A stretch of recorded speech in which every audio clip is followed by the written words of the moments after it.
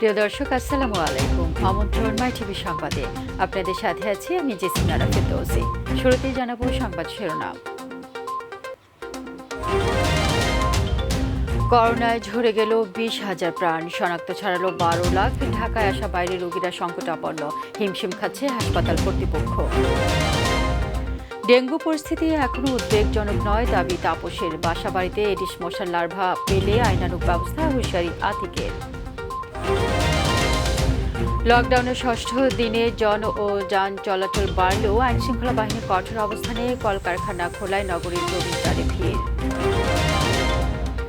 2,575 কোটি টাকা ব্যয়ে 10টি প্রকল্প একনেকে অনুমোদন, সড়কে নির্বিঘ্ন চলাচলের বিষয়ে গুরুত্ব দিতে প্রধানমন্ত্রীর অনুশাসন। শুনলেন সংবাদ শিরোনাম, এবার জানাবো বিস্তারিত।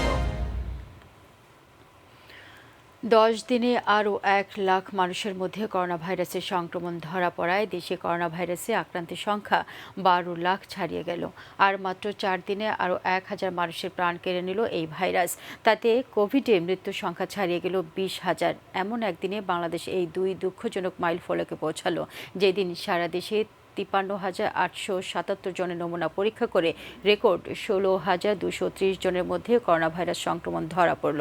আর মৃত্যু হয়েছে আরও 237 জনের। স্বাস্থ্য অধিদপ্তর জানিয়েছে, নতুন আক্রান্তদের নিয়ে দেশে এই পর্যন্ত শনাক্ত রোগীর সংখ্যা দাঁড়ালো 12,10,982 জন।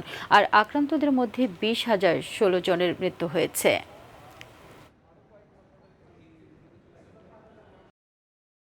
করোনা আক্রান্ত রোগীর চাপে জেলা উপজেলা হাসপাতালের শয্যা খালি নেই। উপায় না পেয়ে রাজধানীতে ছুটে আসছে দূর দূরান্তের মানুষ। ততক্ষণে রোগীর অবস্থা আরও বেশি সংকটাপন্ন।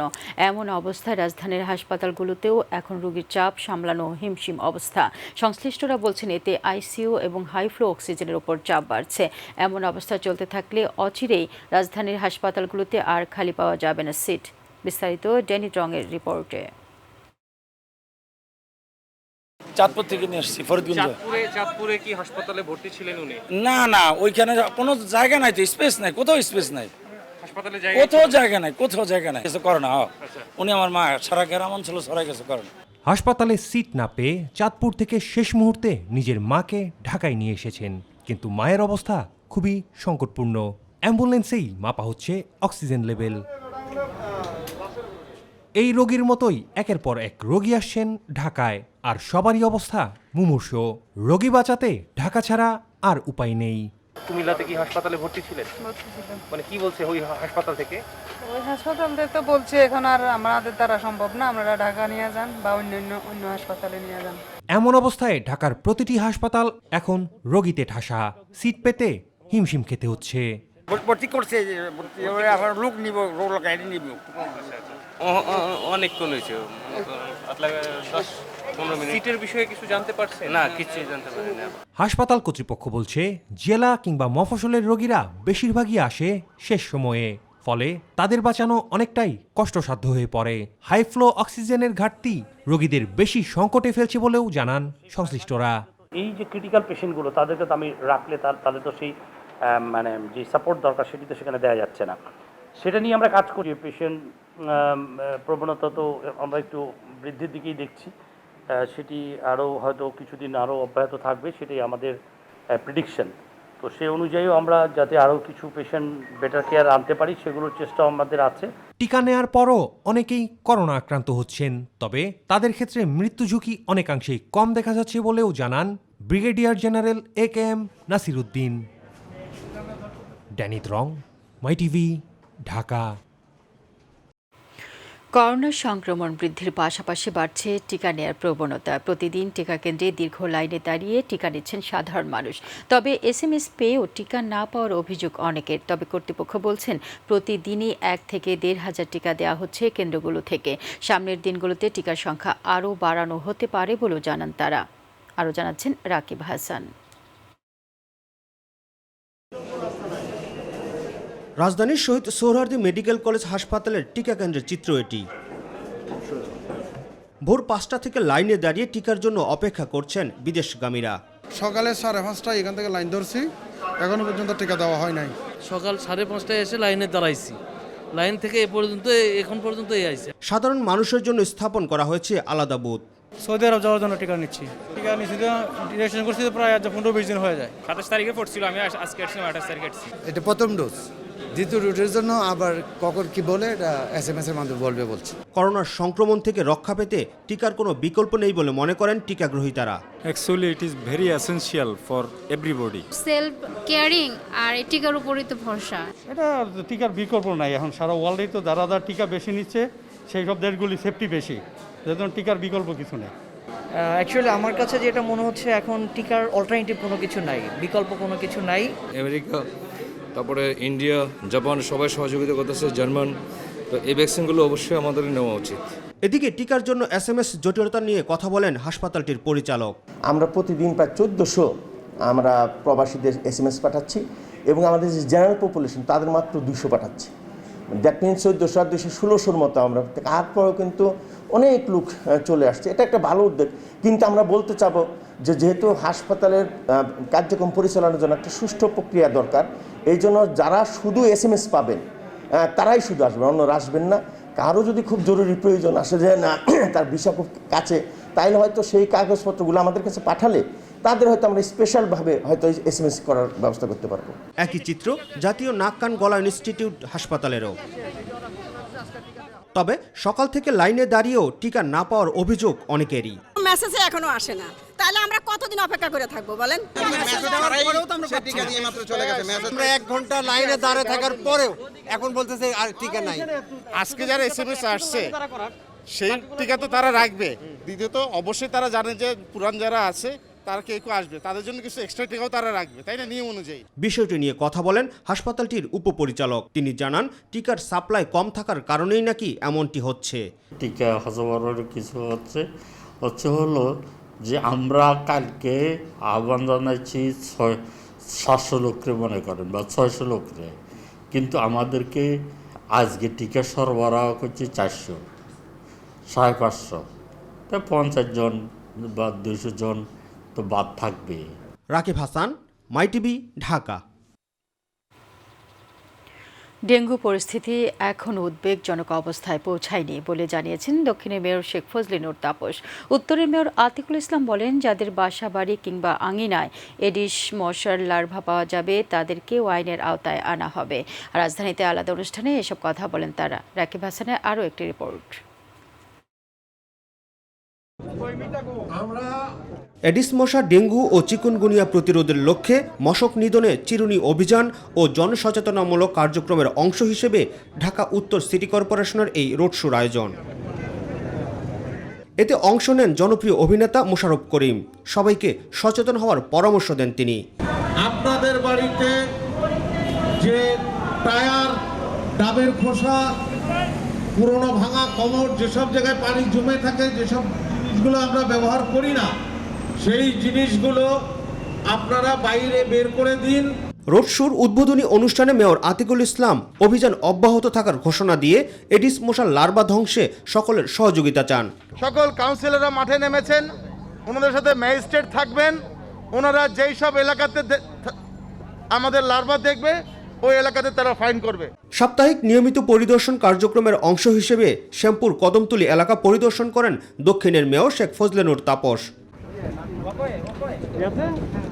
এ সময় তিনি জানান, ডেঙ্গু ও চিকুনগুনিয়া প্রতিরোধে সব ধরনের প্রস্তুতি রয়েছে দক্ষিণ সিটি কর্পোরেশনের। ঈদের যে ছুটি, প্রায় 4 দিন ছুটি, এবং সেখানে থেমে থেমে বৃষ্টি হওয়া, আমরা আশঙ্কা করেছিলাম যে এর মধ্যে আবার ডেঙ্গু মশা প্রকোপটা বাড়তে পারে, এবং আসলে তাই হয়েছে।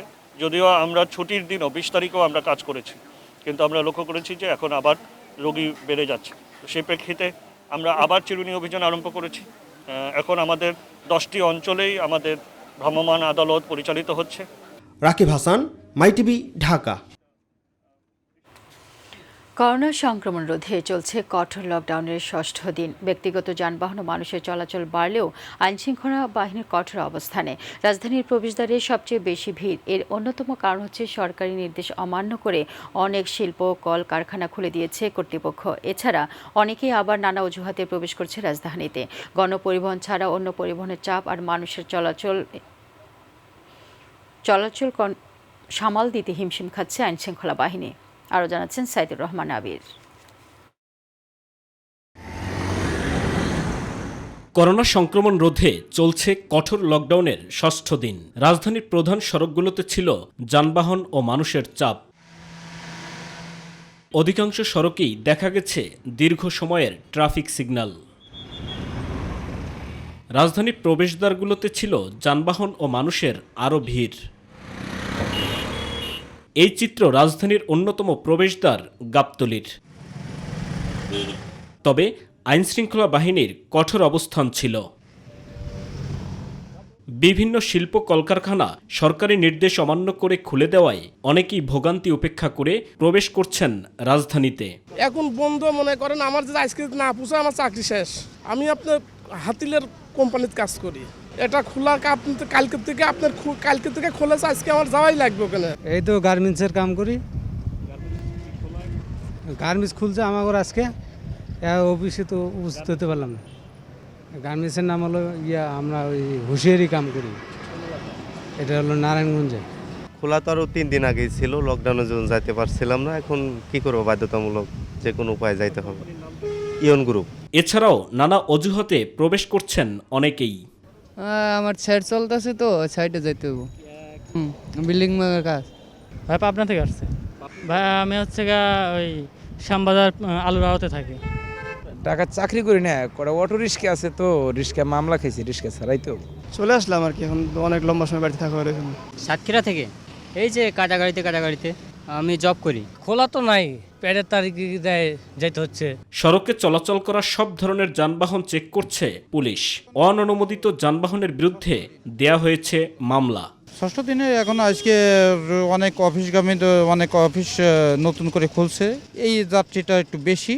গাড়ির চেকিং অব্যাহত আছে, চেকিং ছাড়া কোনো গাড়ি পার হয় না। সাইদুর রহমান আবির, মাই টিভি, ঢাকা। দর্শক, লকডাউন পরিস্থিতির খবর জানাতে রাজধানীর মোহাম্মদপুর থেকে যুক্ত হচ্ছেন আমাদের সহকর্মী মাহবুব সৈকত। মাহবুব, কঠোর লকডাউনে সেখানকার অলিগলির অবস্থা কেমন দেখছেন, আমাদেরকে জানান।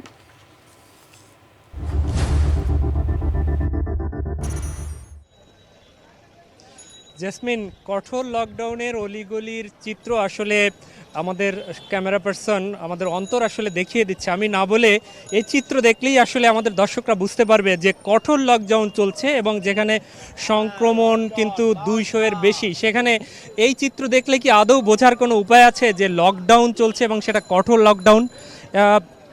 এই অবস্থায় আসলে আমরা দেখছি, এটি কিন্তু মোহাম্মদপুরের, আমি এই মুহূর্তে আছি মোহাম্মদপুর সরকারি উচ্চ বিদ্যালয়ের সামনে। এখানে অলি গলি, রাস্তার পাশ, দোকানপাট সব কিছু কিন্তু আপনি দেখছেন খোলা এবং সবাই সবার মতো করে কিন্তু আসলে চলছে।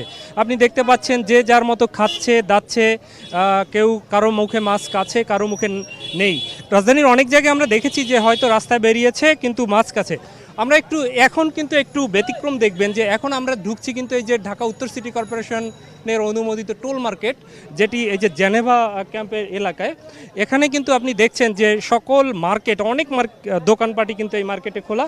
আমাদের কাজী, আমরা একজনের সাথে এখানে কথা বলবো। ভাই, এই লকডাউনের মধ্যেও মাস্ক নাই, আপনি কেন বের হয়েছেন বাইরে? কি অবস্থা আসলে? মাস্ক আছে তো ভুলে গেছেন আসলে কি অবস্থা ভাই? আপনারা কেন বাইরে, কেন আসলে এত মানুষ মারা যাচ্ছে? তারপর ভাই আমরা তো মাত্র বাইরে হয়েছে, সকাল থেকে বাসায় ছিলাম। আমরা একটু ওখানে যারা দোকান খোলা রেখেছে কঠোর লকডাউনে, জানেন যে শাস্তি এবং জেল জরিমানার বিধান রয়েছে, তারপরও কোন ভরসায় আসলে তারা দোকানপাট খোলা রাখছে আমরা একটু জানতে চাইবো। ভাই, দোকানপাট খোলা কেন? দোকানপাট খোলা কেন ভাই, আসলে দেখা গেছে যে কী করুম, মানে পকেটে টাকা পয়সা নাই, এখন দেখা গেছে যে খাওয়া দাওয়া তো খাইতে হইব, পেট তো চলে। আপনার এখন তো মোবাইল কোর্ট আসলে তো আপনার জেল জরিমানা। জি, জেল জরিমানা হলো, নসিবে যদি খারাপ হয় কি করুম, কারণ আমরা তো বন্ধের পক্ষে, আমরা বিপক্ষে। আমরা একটু পাশের দোকান, এই যে দেখেন যে ক্লোথ, এখানে এই যে ক্লোথ খোলা, এই পাশে ক্লোথ খোলা, আমরা সকল দেখাচ্ছি। এখানে শুধু ক্লোথ না, কিনতেও কিন্তু একদম কাস্টমারও রয়েছে। ভাই, আপনি কেন এই যে লকডাউন অমান্য করে, সরকারের বিধিনিষেধ অমান্য করে কেন দোকান খোলা রেখেছেন? না, আমি হঠাৎ করে সেদিন ধরে মাল কাটে দেখে এই জন্য আমি এখন করতে আইছি আর কি। এখানে আপনারা দেখতে পাচ্ছেন যে আমাদের দেখে অনেকেই যে সুন্দর একটি মার্কেট, এখানেও আসলে দেখছেন যে আপনারা কেন দোকান খোলা রাখছেন, কেন এই যে সরকারের বিধিনিষেধ কেন মানছেন না? আমরা তো আসছি এখানে মনে করেন প্যাকেট দেয়, আমাদের বেচে অনেক লস হইতেছে ব্যবসায়িক কারণে। তো লস বড় নাকি জীবন বড়? ঠিক আছে জীবন বড়, তারপর আগে তো খাইয়া বাঁচতে হবে, বুঝেন না? আসলে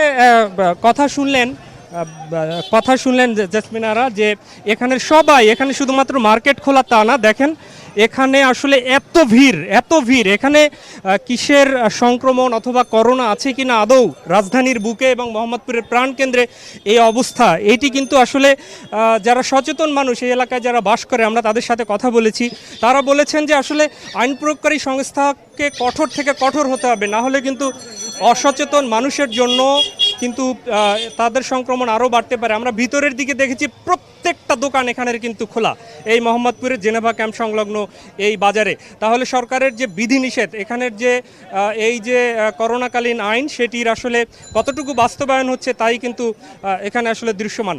তো জেসমিনারা, আমরা এই মুহূর্তে আসলে চলে যাব রাজধানীর বাইরে, ফরিদপুরে রয়েছেন আমাদের আরেক সহকর্মী, আমাদের সেই সহকর্মীর কাছে আমরা যাব এবং ফরিদপুরে রয়েছেন আমাদের সহকর্মী এসকে লিটন। আমরা লিটনের কাছ থেকে জানবো যে আসলে ঢাকার বাইরে ফরিদপুরের, এবং তিনি এই এলাকা ফরিদপুর অঞ্চলে ঘুরেছেন, সেখানের আসলে কি অবস্থা আমরা এসকে লিটনের কাছ থেকে জানবো। আমরা চলে যাচ্ছি।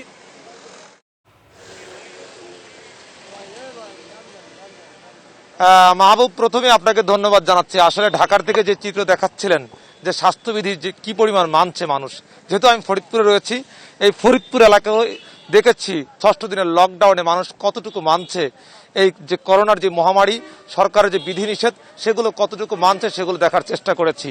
এখানে এসে দেখেছি যে এই যে করোনা, সরকার যে বিধিনিষেধ আরোপ করেছে এবং আইন শৃঙ্খলা বাহিনী ব্যবস্থা নিচ্ছে, তারপরেও কিন্তু স্বাস্থ্যবিধি মানার যে বিষয়গুলো, সেগুলো কিন্তু চোখে পড়েনি। সে বিষয়গুলো বলবো, যেহেতু আমি ফরিদপুর এলাকায় রয়েছি।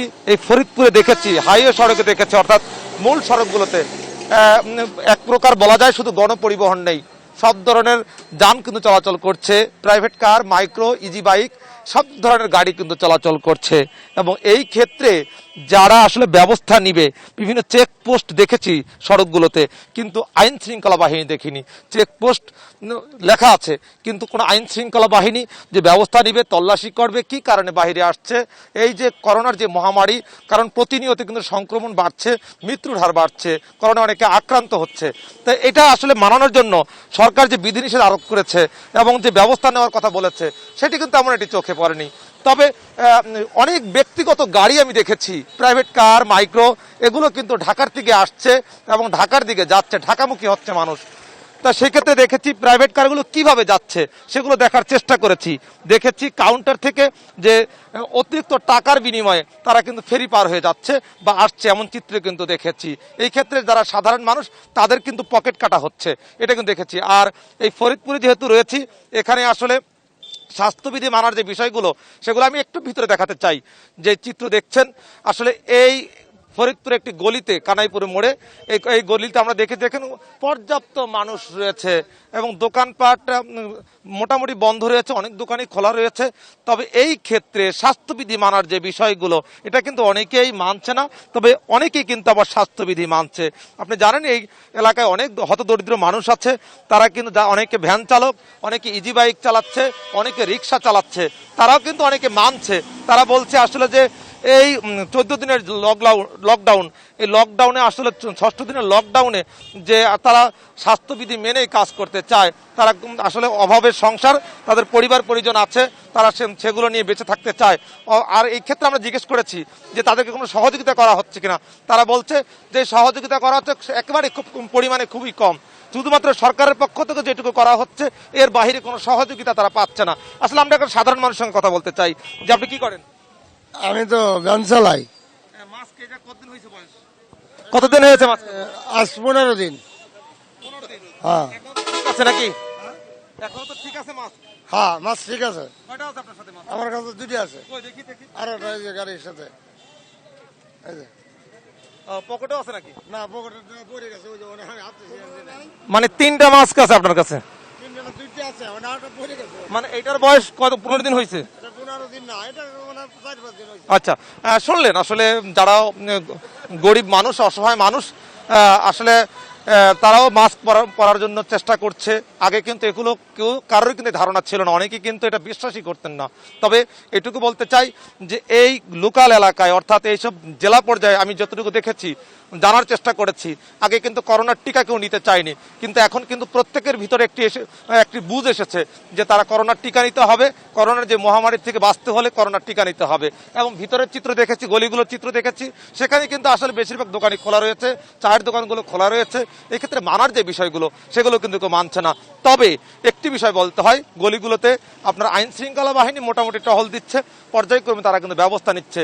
এই ক্ষেত্রে বিজিবি এবং র্যাব তারা কিন্তু টহল দিচ্ছে প্রতিনিয়ত। শুধু এইটুকু বলতে চাই যে সড়কগুলোতে শুধুমাত্র গণপরিবহন চলছে না, এছাড়া সব ধরনের যানবাহন চলাচল করছে। কিন্তু তা আসলে এই ছিল আমার কাছে ফরিদপুর থেকে সর্বশেষ খবর।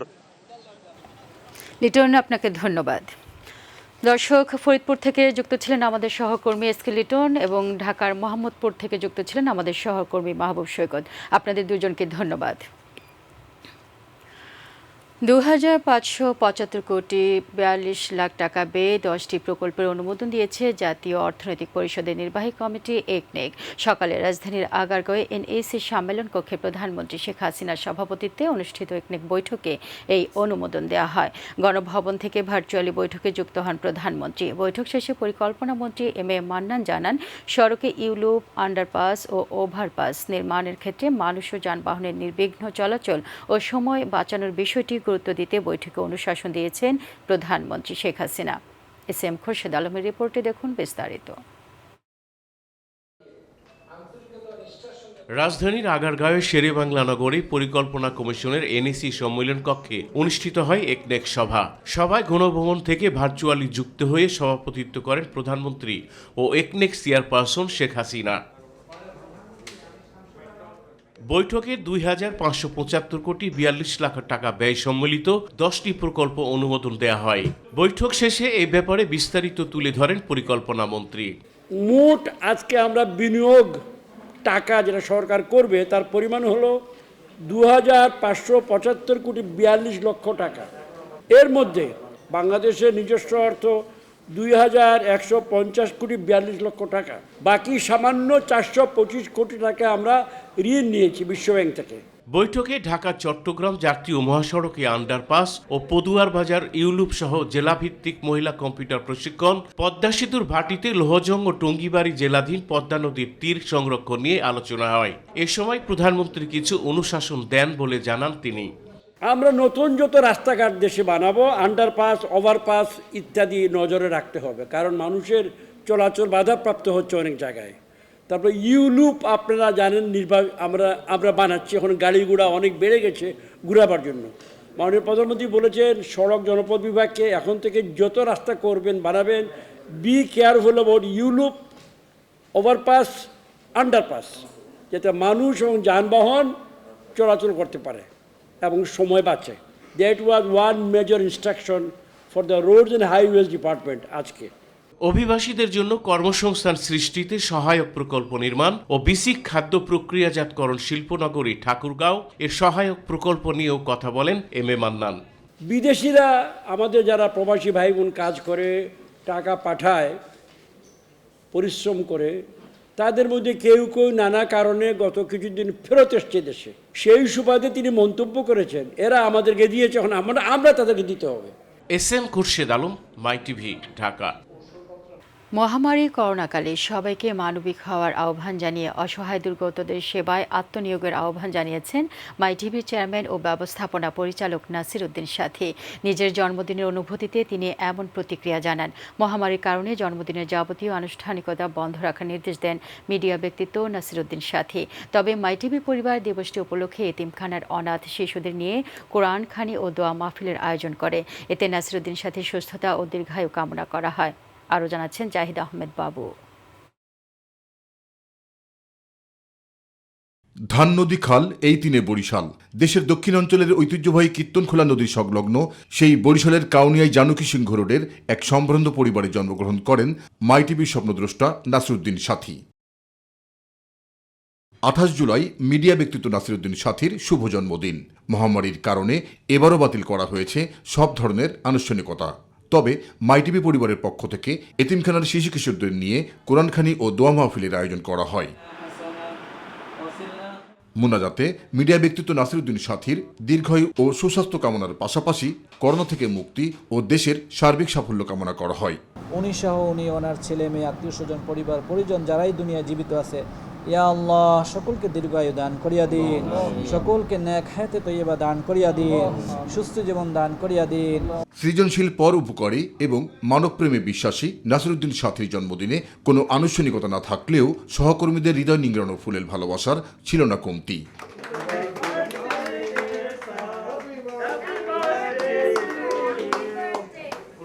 জন্মদিনের মাহেন্দ্রক্ষণে মাইটিভি চেয়ারম্যান ও ব্যবস্থাপনা পরিচালক জানান তার একান্ত অনুভূতি। জন্ম যার আছে মৃত্যু তার আছে। আজকে এই দিনে এসেছিলাম এই পৃথিবীতে, কিন্তু এই বর্তমান পরিস্থিতিতে আমার মনে হয় না যে কোনো জন্মদিন বা কোনো উৎসব পালন করা। যে মহামারীর কালো সুবল, এইখান থেকে সবাইকে সচেতন হতে হবে, সরকারের নিয়ম অনুযায়ী সবাইকে চলতে হবে এবং নিজেদেরকেও দায়িত্ববান হতে হবে, আরেকজনকেও দায়িত্বশীল করতে হবে। করোনাকালে সবাইকে মানবিক হওয়ার তাগিদ দেন নাসিরউদ্দিন সাথী। এই মহামারীতে অনেক মানুষ কষ্টে আছেন এবং যারা সমাজে একটু ভালো আছেন তারা যাতে সবাই এই সবার পাশে, মানবতার পাশে এগিয়ে আসুক, এটাই আমার আজকের প্রত্যাশা সবার প্রতি। জাহিদ আহমেদ বাবু, মাইটিভি, ঢাকা। উত্তর বঙ্গোপসাগরে সুস্পষ্ট লঘুচাপ সৃষ্টি হয়েছে। এর প্রভাবে সারা দেশে মাঝারি ধরনের ভারী বর্ষণ হতে পারে বলে জানিয়েছেন আবহাওয়াবিদ মোহাম্মদ বজলুর রশিদ। তিনি জানান, লঘুচাপের কারণে খুলনা, বরিশাল, চট্টগ্রাম ও কক্সবাজার এলাকায় অতি ভারী বর্ষণ হতে পারে এবং কক্সবাজার ও চট্টগ্রাম এলাকায় ভূমিধসের সম্ভাবনা রয়েছে বলে জানান তিনি। এছাড়া সমুদ্র বন্দরগুলোকে 3 নম্বর স্থানীয় সতর্কতা দেখিয়ে যাওয়ার কথা বলেন মোহাম্মদ বজলুর রশিদ।